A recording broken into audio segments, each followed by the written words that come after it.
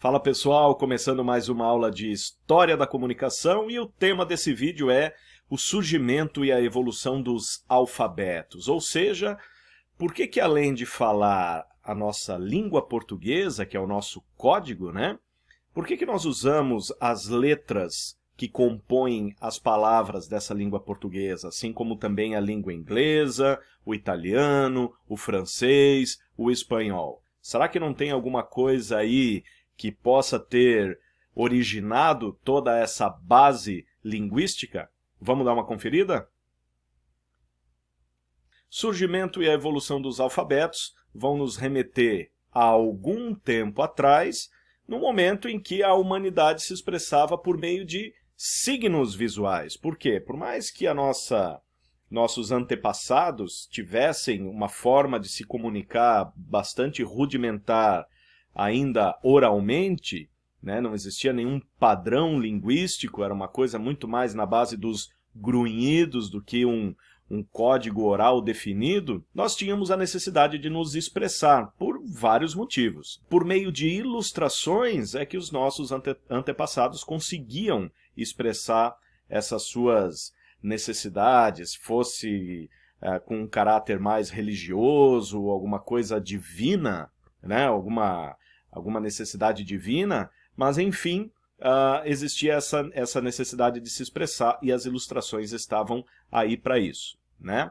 Então, primeiro sistema que nós vamos abordar nesse vídeo serão três. O primeiro deles é o sistema logográfico. Se a gente for traduzir essa palavra, né?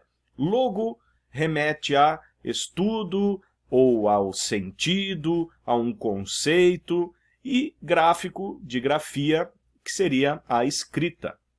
Então, um sistema logográfico, ele se utiliza de imagens, ele se utiliza de ilustrações para representar aquilo que se pretende se expressar, né? Então, o sistema logográfico se divide em duas formas de escrita. A primeira delas, a pictografia, que é a escrita por meio de ilustrações. Nós vamos usar os pictogramas para essa pictografia, né? Então, é uma mistura aí de uma palavra latina, que significa pintado, e uma palavra grega, que significa um caractere ou uma letra. Então, a gente pode definir aí o pictograma como um símbolo que representa um objeto ou um conceito por meio de uma ilustração, certo? Assim como nós tínhamos aqui as nossas pinturas rupestres.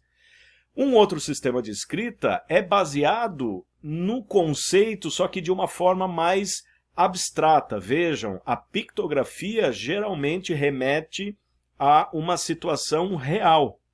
Já a ideografia é um símbolo, mas é uma coisa um pouco mais abstrata.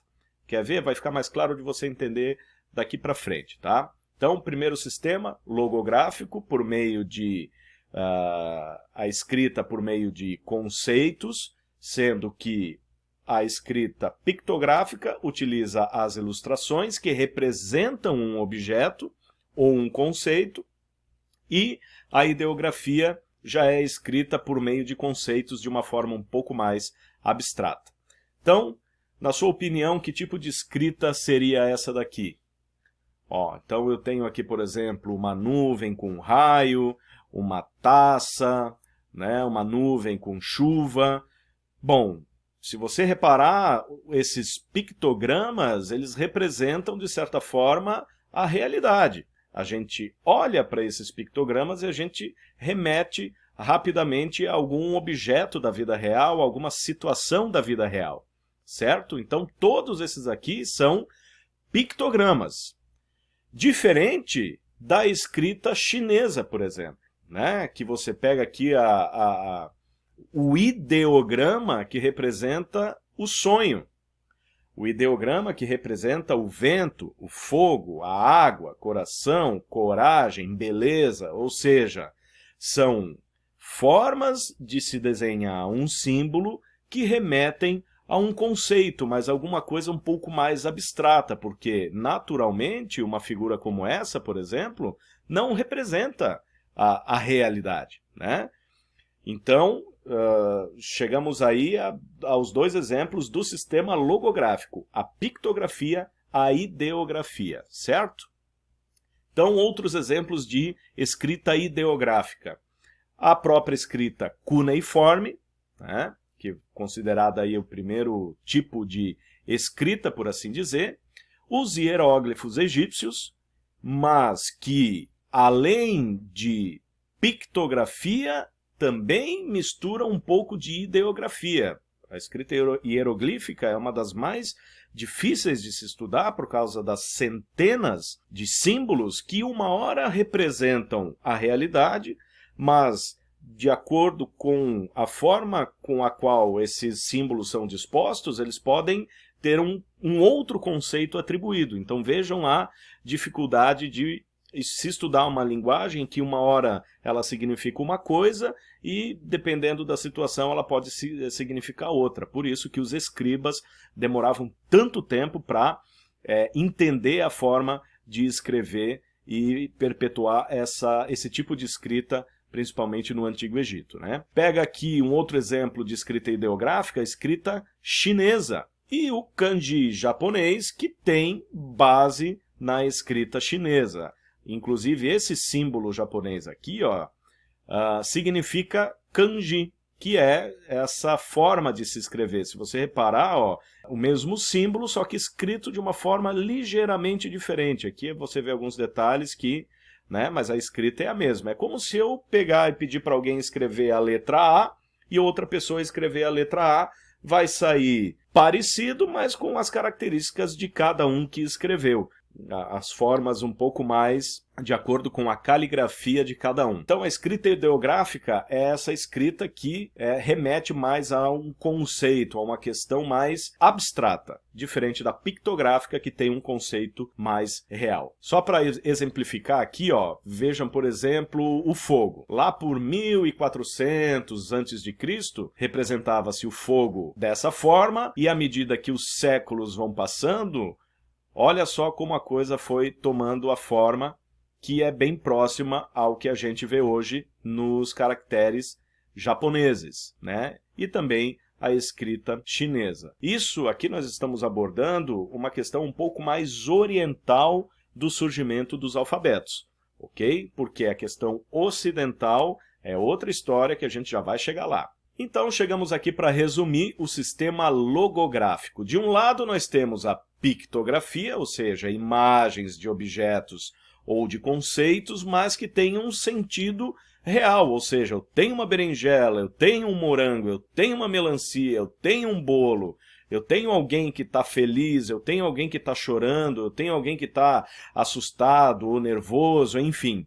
Então eu tenho a pictografia, que é um tipo de escrita se utilizando das ilustrações, mas que tem esse sentido mais real. A ideografia já é uma ideia, um conceito, só que representados aí por um signo com um sentido mais abstrato, e aí nós temos alguns exemplos já que a história nos trouxe, ok? O que acontece? Chegou num ponto da nossa sociedade em que nós sentimos a necessidade, e a história da comunicação está muito baseada sempre nessa questão das necessidades que nós temos, ou seja, atender essas carências que nós temos na área da comunicação, e não foi diferente com os alfabetos. A gente precisava, de alguma forma, representar graficamente aquilo que a gente falava, porque você vê a escrita, o sistema logográfico é uma escrita por conceitos, né, com ilustrações, mas aquilo muitas vezes não representava determinada letra, determinada fala, determinada sílaba. Então a necessidade trouxe uma forma de nós representarmos graficamente aquilo que nós queríamos expressar de forma oral. E aí nós temos aí o fonema e o fonograma, que você já deve ter visto aí no ensino fundamental, né, nas aulas de português. O que seria o fonema? A menor unidade sonora de uma língua, ou seja, se eu quero dizer um A, um B, um C, cada letra falada dessa é um fonema. Cada som ou é a menor unidade de cada língua. E o fonograma é a representação gráfica desses fonemas. Então nós tínhamos essa necessidade de representar aquilo que nós efetivamente falávamos, vejam, durante os séculos aí é que isso foi se desenvolvendo. até que a gente chegou num ponto de, putz, agora a gente precisa escrever realmente aquilo que a gente fala para facilitar a nossa comunicação. E aí nós chegamos nos outros 2 sistemas que nós vamos abordar nesse vídeo. São vários outros sistemas, mas nós vamos focar nesses 3, que é o logográfico que nós já vimos, e o sistema silábico e o alfabético que nós vamos ver agora. O próprio nome já diz, né? Sistema silábico, cada símbolo é a combinação de sons de consoantes e vogais, representando uma sílaba. O que é a vogal? Que vem de vocalis, do latim. A vogal é uma letra que você fala sem interrupção na passagem do ar. Então, A, E, I, O, U são as vogais da língua portuguesa que não apresentam nenhuma obstrução da passagem do ar. Diferente das consoantes, elas soam com alguma coisa. Então, para eu falar a letra B, por exemplo, eu preciso ter o B juntamente com uma vogal. Então, o B, o C,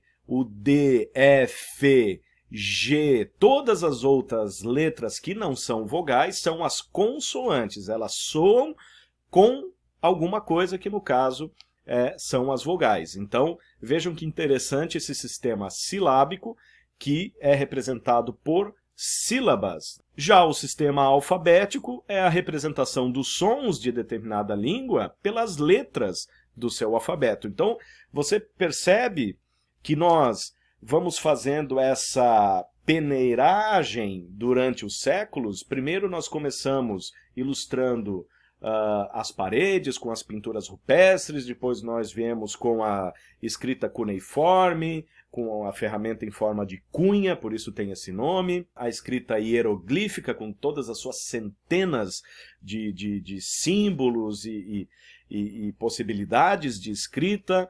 Depois nós começamos a ter a base do que seria o surgimento do alfabeto pela necessidade de nós representarmos o que a gente falava graficamente, e das sílabas nós passamos mais uma vez a peneira até chegarmos nas letras separadas uma a uma. A necessidade dessa comunicação um pouco mais simplificada é que trouxe justamente os alfabetos atuais que nós vamos ver daqui a pouquinho.